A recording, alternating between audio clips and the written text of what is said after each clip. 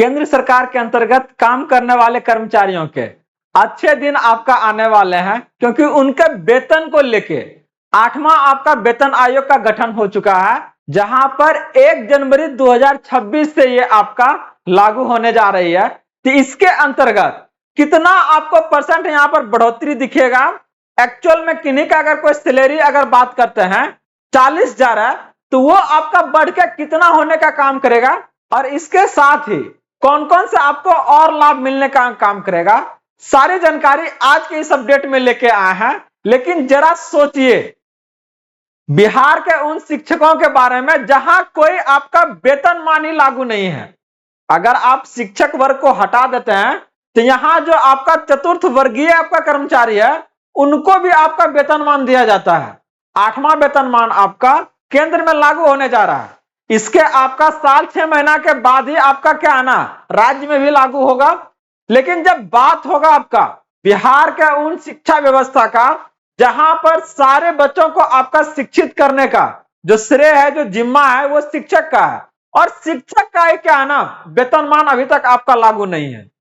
नमस्कार friends, welcome to GS innovation. बात करने जा रहे हैं एक ऐसे मुद्दों के बारे में जहां पर लोग शिक्षकों से आपका पढ़ के अच्छे जॉब में जाके अच्छे वेतनमान आपका मिल रहा है, और उसी शिक्षक वर्ग को आपका कोई वेतनमान नहीं दिया जा रहा है, जिसको लेके अलग तरीके से बार बार आपको इसको लेके मांग भी उठा है, लेकिन अभी तक इस पर कोई चर्चा नहीं हुई है। इलेक्शन आपका बोला जा रहा था कि इलेक्शन के समय इसे कर दिया जाएगा, इसको लेके पटना में भी क्या है ना आपका हंगामा हुआ है, लेकिन अभी तक कोई नहीं। क्या आपका राय है इसके ऊपर, जरूर कमेंट कीजिएगा। चलिए हम लोग देखते हैं इससे संबंधित क्या है जानकारी, किस तरह से लोगों का यहाँ जो आपका वेतन आपका बढ़ने का काम करेगा, और साथ में ही बात करेंगे कि आखिर बिहार के जो शिक्षक है उनका क्या आपका हाल होगा, क्या आने वाले समय में सुधरेगा या फिर वैसे का वैसे रहेगा। सारी जानकारी के लिए बने रहिए। चलिए देखते हैं इसको डिटेल से।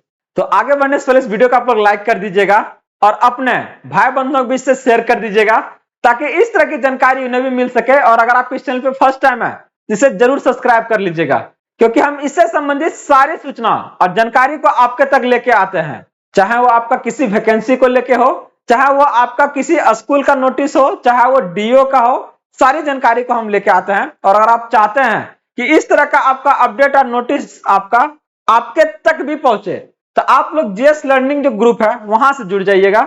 सारा अपडेट्स को हम वहां पे डालने का काम करता है। टीआरई 4 में आपका कंपटीशन बढ़ने वाला है, क्योंकि सरकार के द्वारा बहुत कम पदों पर आपका वैकेंसी निकाली जा रही है। ऐसे में आप चाहते हैं कि आपका सिलेक्शन सुनिश्चित हो, तो आपके लिए अग्रवाल एग्जाम का टीआरई 4 के लिए आपका विषयवार प्रैक्टिस सेट लाया है, जिससे आप अपना तैयारी को अंतिम रूप दे सकते हैं। तो आज से ही अपना तैयारी शुरू करें अग्रवाल एग्जाम कार्ड के साथ। अगर इसको देखिएगा आप लोग ध्यान से, तो डायरेक्ट कह रहा है कि केंद्र सरकार ने मंगलवार को ही 8वें वेतन आयोग की बाकी 2 सदस्यों के नाम की घोषणा के साथ ही कामकाज के तरीकों का भी ऐलान कर दिया है। नए वेतनमान आयोग का मकसद वेतन को वृद्धि के लेकर कर्मचारियों में जिम्मेदारी, जवाबदेही और प्रदर्शन को आधार बनाना होगा।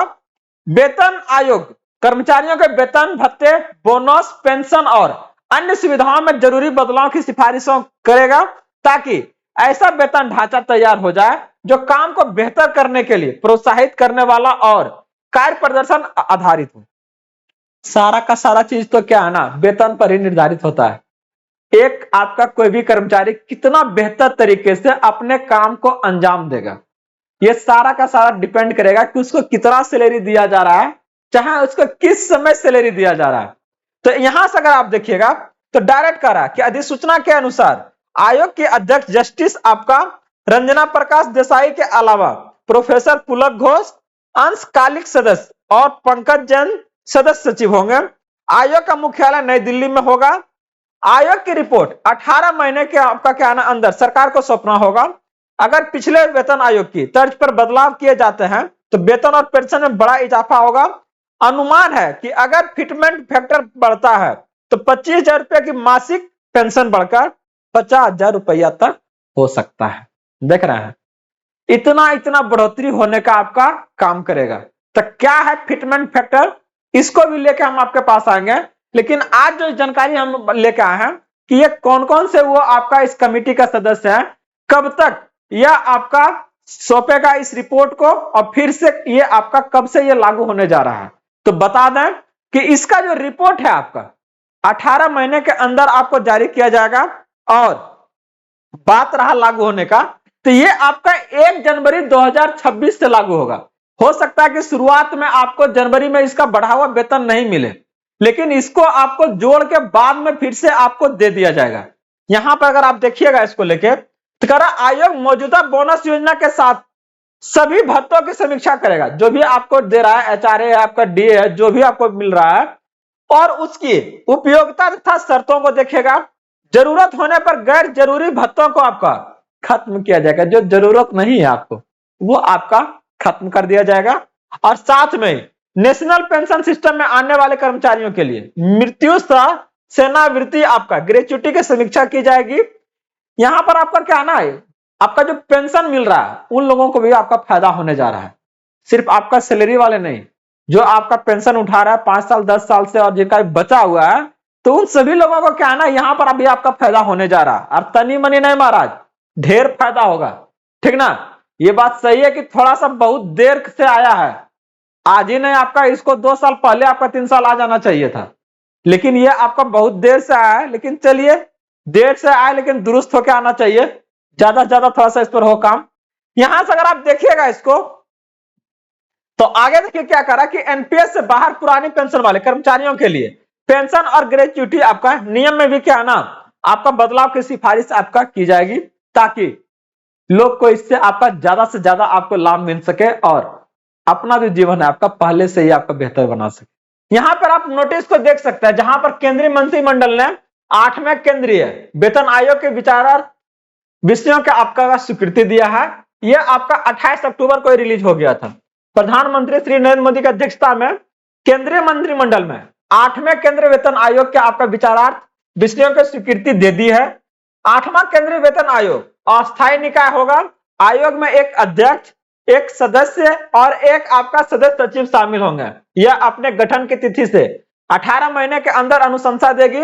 यदि आवश्यक हो तो अनुशंसाओं को अंतिम रूप दिए जाने पर किसी भी मामले में अंतिम रिपोर्ट भेजने पर विचार कर सकता है। आयोग अपने अनुशंसा देते समय निम्नलिखित बातों को ध्यान रखेगा। क्या क्या रखेगा, देखिए, देश की आर्थिक स्थिति और राजकोषीय विवेक अर्थात सरकारी वित्तीय व्यवस्था के प्रबंधन तथा खर्च और राजस्व के संतुलन की आवश्यकता आपका क्या है, इसके बारे में बताएगा। यह सुनिश्चित करने की आवश्यकता है कि विकास, व्यय और कल्याणकारी उपाय के लिए पर्याप्त संसाधन उपलब्ध हो, और गैर अंशदायी पेंशन योजना के लिए आपका गैर वित्त पोषित आपका लागत क्या आएगा। राज्य सरकारों की वित्तीय स्थिति का अनुशंसा का संभावित प्रभाव, जो आमतौर पर कुछ संशोधनों के साथ अनुशंसा को आपका स्वीकार करते हैं। तो ये जो सारी जानकारी आप देख रहे हैं, ये आपका 8वें वित्त आयोग के अनुसार से है, जहां पर उन्हें आपका क्या है ना कुछ बातों को ध्यान रखते हुए आपका क्या ना अनुशंसा करना है। केंद्रीय सार्वजनिक क्षेत्र उपक्रमों और निजी क्षेत्र के आपका कर्मचारियों के लिए उपलब्ध प्रचलित पारिश्रमिक संरचना लाभ तथा और क्या है ना कार्य की स्थितियां क्या क्या है, इसके बारे में क्या है ना वो रिपोर्ट जो है आपका भारत सरकार को सौंपेगी।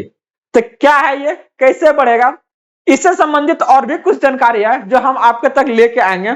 फिलहाल अभी तक आपका इस अपडेट में यही था। अगर अभी तक इस वीडियो को आप लोग लाइक नहीं किया तो जरूर कर लीजिएगा, और हाँ, इसी तरह से ढेर सारे अपडेट्स के लिए जुड़े रहिए। मिलता है अगले अपडेट के साथ जल्दी। जय हिंद।